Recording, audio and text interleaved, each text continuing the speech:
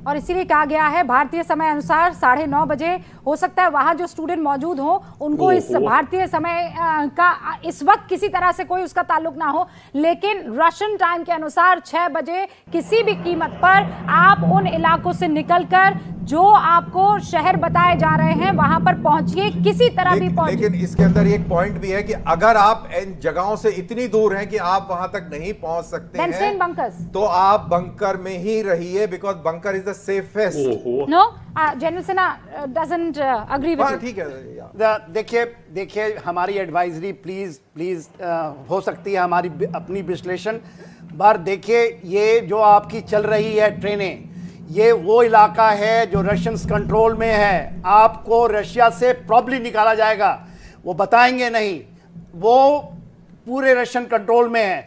आप जाएं, अभी भी चल रही हैं ट्रेनें, वो नहीं कहा है कि आप कीव आइए, आप लवलीव आइए, लवलीव वेस्ट में है।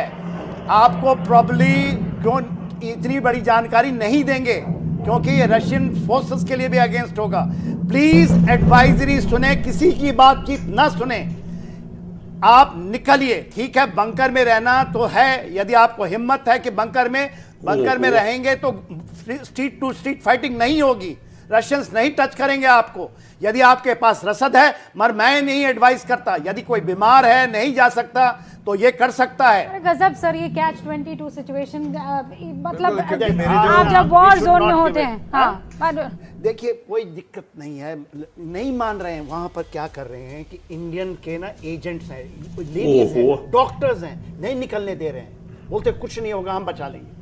उसको भेजते हैं कि रसद लाओ, गोली में मारा जाता है। वो कैसे लड़का मारा? देखिए वहां पर क्या हुआ है, वो सब ट्रेन चल रही है, मगर जो ये 3 इलाका हम नहीं जानता हूँ, ये रशियन कंट्रोल में है और इनको निकालेंगे 40 किलोमीटर जाना है। यू आर जस्ट सेफ, और पूरा वो पूरा सिक्योर्ड है, कोई फायर नहीं कर मेरे सकता। जान पहचान के उसका बच्चा वहां पे फंसा हुआ था और वो लकीली निकल गया, लेकिन उन्होंने बताया कि वहां पर कोई टैक्सी नहीं है, आप पैदल चल रहे हैं। तो मेरा पॉइंट ये है कि जब आप पैदल चल रहे हैं, आप मान लो कि पैदल चलने कहाँ जाएंगे, सब अपना लिया, कुछ ना हो पाया, तब आप बंकर में, तब आप रहे, क्योंकि नहीं तो आप क्रॉस फायर में फंस जाएंगे। अच्छा, एक और बड़ी खबर आ रही है ना, आप उससे जाओ तो, हाँ, नीचे जाओ, नीचे से जाओ। ओके, मैं एक और खबर दे देना चाहती हूँ जेंटलमैन, और वो खबर ये है कि फ्रांस के जो राष्ट्रपति है इमैनुअल मैक्रों, वो देश को संबोधित करने वाले हैं 12:30 बजे भारतीय समय अनुसार रात 12:30 बजे वो देश को अपने संबोधित करने वाले हैं। सबकी नजर इस संबोधन पर रहने वाली है, लेकिन हमारे लिए इस वक्त की बहुत महत्वपूर्ण खबर यह है कि यूक्रेन में जो भारतीय हैं उनको लेकर एक एडवाइजरी, आपात एडवाइजरी, इमरजेंसी एडवाइजरी जो है वो जारी की गई है। General R.K. अरोड़ा भी हमारे साथ बने हुए हैं और दीपक बोरा साहब पूर्व राजनयिक भी हमारे साथ बने हुए हैं, लेकिन इन दोनों से मैं बात करूं उससे पहले जनरल सिन्हा आप कुछ कह रहे हैं। देखिए यही एडवाइजरी कीव में जारी हुई थी कि 9000 कल छोड़े हैं, 9000 कीव को, और वो सब सेफ हो गए। तो इस एडवाइजरी को मानिए, और वहां ट्यूब्स चल रहे हैं, अंडरग्राउंड्स हैं, सेफ हैं। इन जगहों को जाएं, और ये नहीं कि आपको पैदल चल के जाना है, टैक्सियों में जाना है, ऐसा नहीं है अफरा तफरी। आप किसी भी जाएं जहां से ट्रेनें पकड़ें, मेट्रो पकड़ें और पहुंचे, चल रही हैं, अभी भी चल रही हैं। प्लीज फॉर गॉड सेक हिदायत को मानिए, किसी की बात मत सुने। बहुत महत्वपूर्ण बात देखिए, बाद में जितना आरोप प्रत्यारोप हो सकते हैं हो जाएंगे, जितना आपको सवाल खड़े करने हैं, जितनी कंप्लेंट्स करनी है वो हो जाएगी। जान है तो जहान है।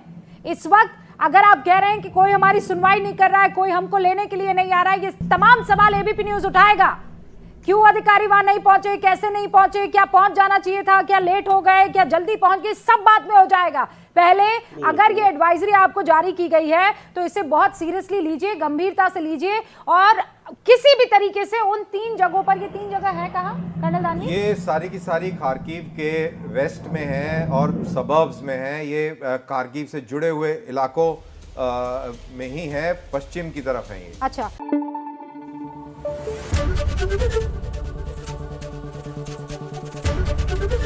एबीपी न्यूज आपको रखे आगे।